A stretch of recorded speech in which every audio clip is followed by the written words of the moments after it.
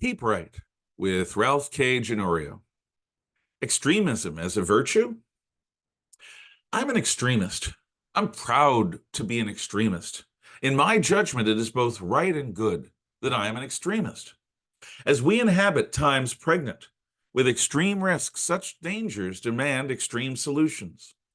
We face clear and present dangers that threaten the ongoing existence of contemporary human civilization.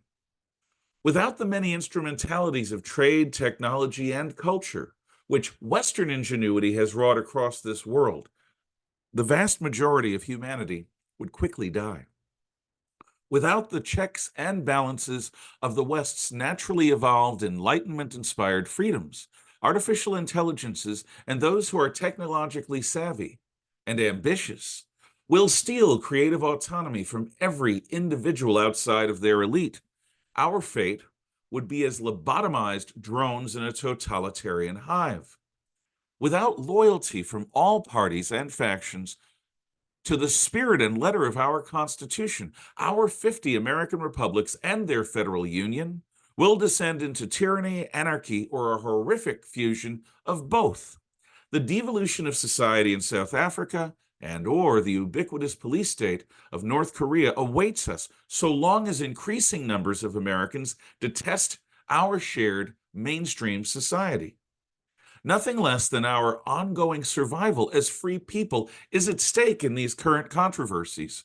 Our species teeters on the brink of the end of all life as we Americans have known it.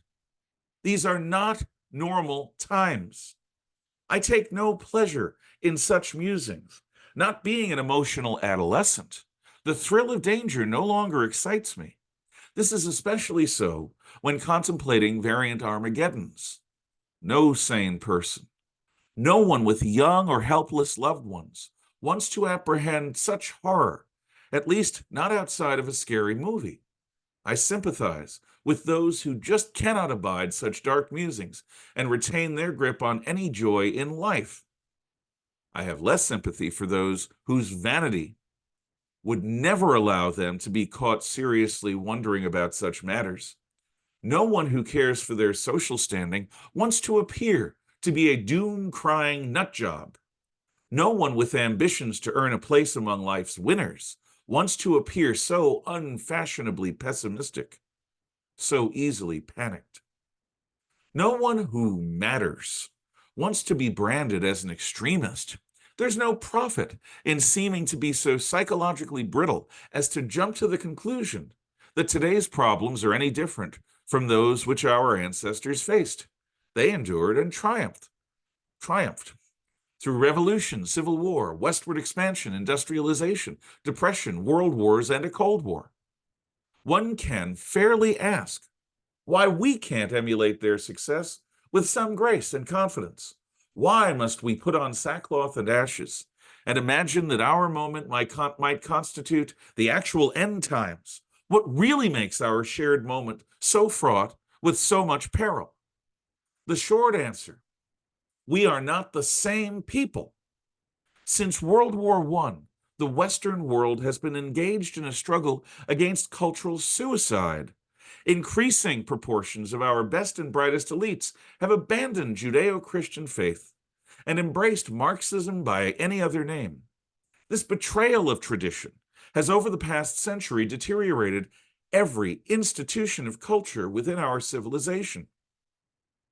Neither church organizations, nor government bureaus, civic associations, nor trade unions, business enterprises, nor media endeavors, artistic avant-gardes, nor family structures serve any longer to bolster the common good of common people.